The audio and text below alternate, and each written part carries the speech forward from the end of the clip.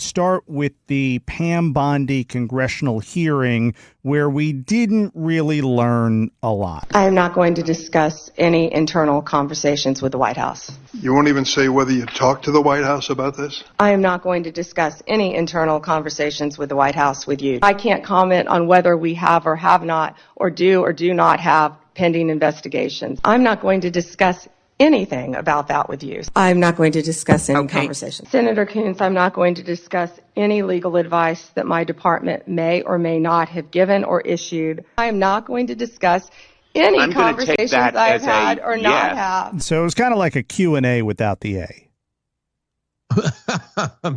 Yeah, pretty much. It was more pivoting, I think, than anything else. We could have had Dick Buttons and the rest of the figure skating judges come in and just describe all the pivots that were happening.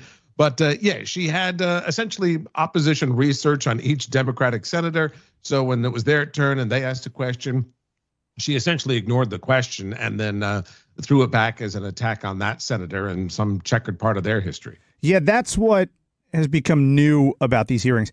They used to be like 75% performative on the part of the members of Congress involved and like 25% substantive. You'd occasionally get something that was notable.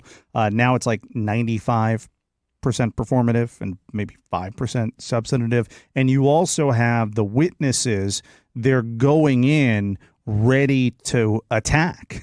I mean, she had lines. Right. Like she's got a comeback. Yeah, for Dick Durbin. Too bad you don't love your state as much as you hate Donald Trump. Like, you know, all kinds of lines ready to go.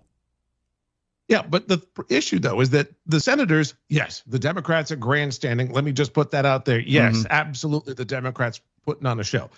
But there were a couple of questions that I also wanted to answer. Yes. Like, what did happen to the Tom Homan cash? You know, and then she didn't really answer if he took it in that whole FBI sting operation, or what is the legal rationale for having any president deploy troops to an American city? And you're like, oh, that's a good question. I'd like to know that.